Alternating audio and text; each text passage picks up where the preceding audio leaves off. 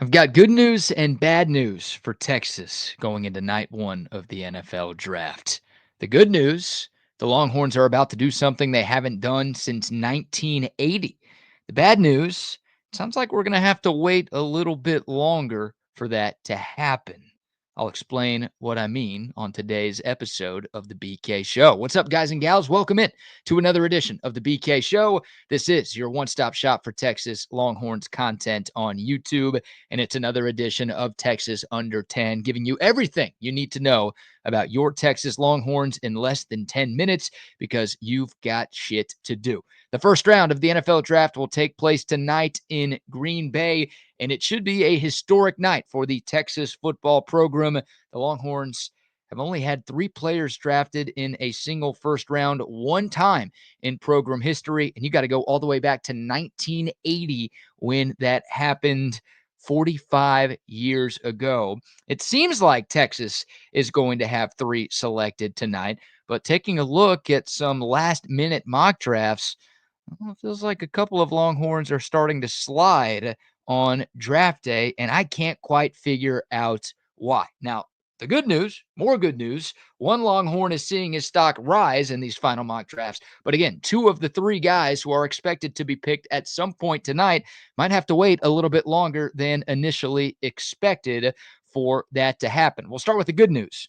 Kelvin Banks Jr., who for some reason has seemingly fallen on people's draft boards over the last few months. I have no idea why, because that guy was a monster for all 3 of his seasons at Texas, and he passed every test that was thrown his way, and he won the Lombardi Award, and he won the Outland Trophy, and he was a first-team All-American this past year in Austin.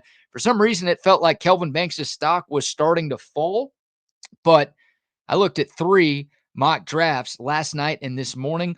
All 3 of them have Kelvin Banks going 6th overall to the Vegas Raiders. Daniel Jeremiah, Todd McShay, Mel Kiper, all 3 of them have Kelvin Banks going number 6. For a while, I felt like Kelvin Banks had fallen outside of the top 10, maybe even the top 15. You had seen some mocks with Houston getting Kelvin Banks all the way down there at pick number 25, which would be the steal of the draft.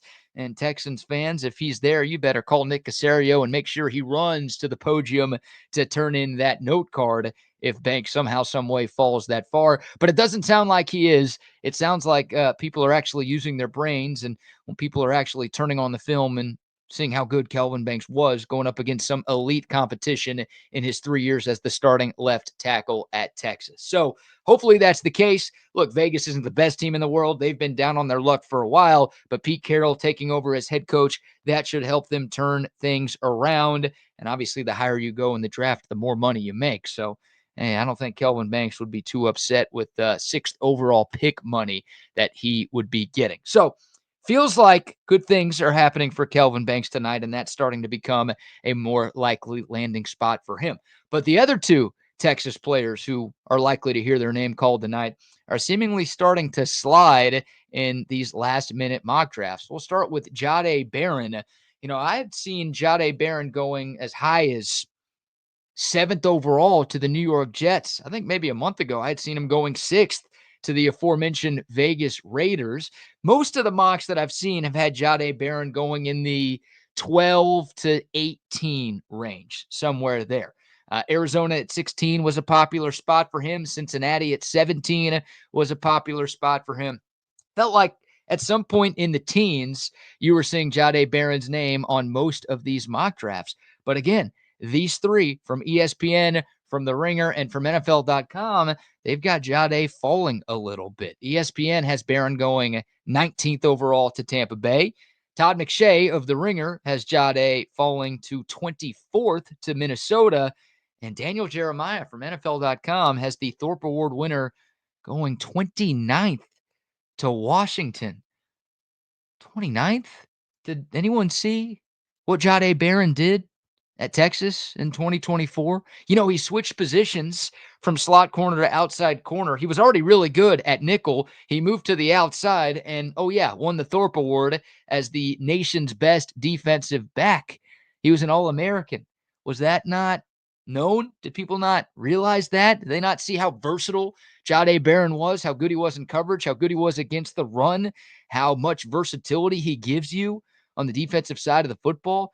Like, he was a huge part in Texas turning things around these last 2 years under Steve Sarkisian. He's a great kid, high motor, great football IQ, incredible character. He checks every box for what you would want in a first round pick. And my God, I mean, Todd McShay said it himself. If Minnesota's able to land Jahdae Barron at 24, that would be an absolute steal.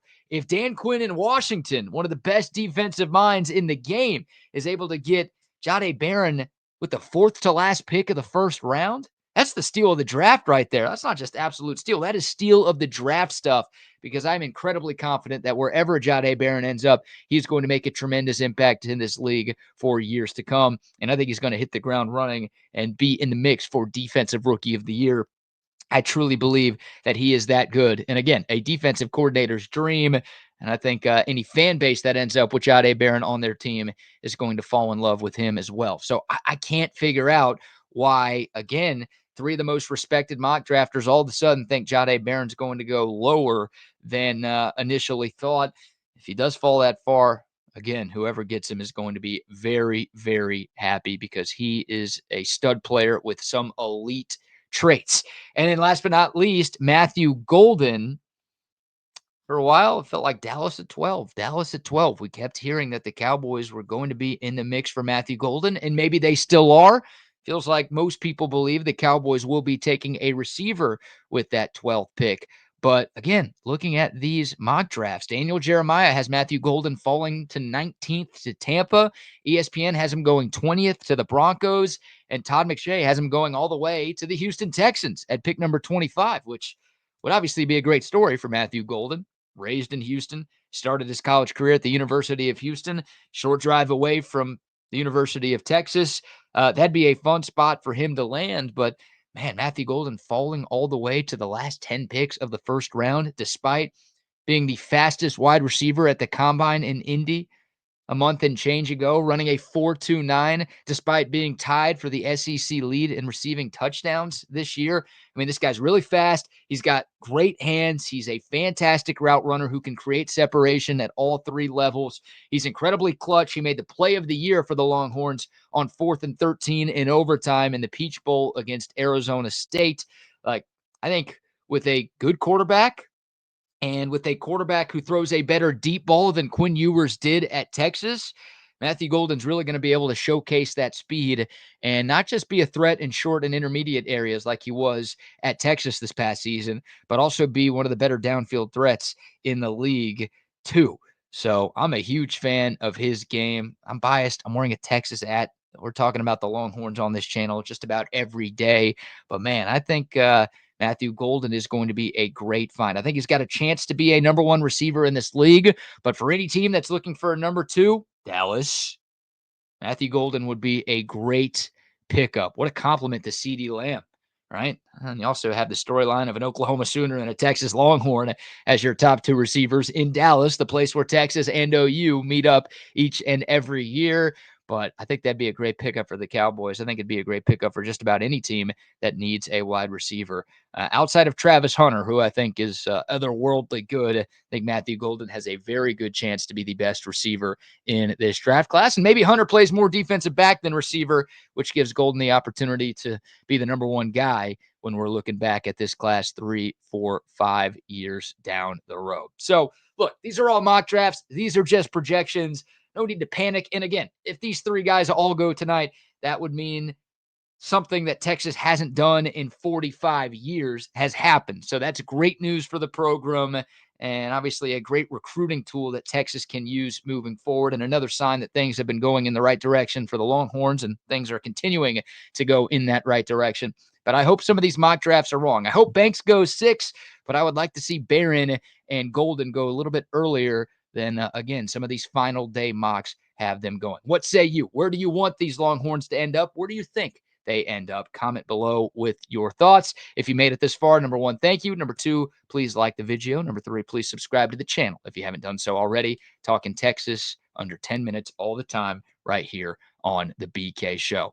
We'll talk more draft tomorrow, and you'll hear more from Steve Sarkisian soon on this channel as well. Until next time, y'all be good. When you watch the BK show, you rule. Hook 'em. See y'all tomorrow.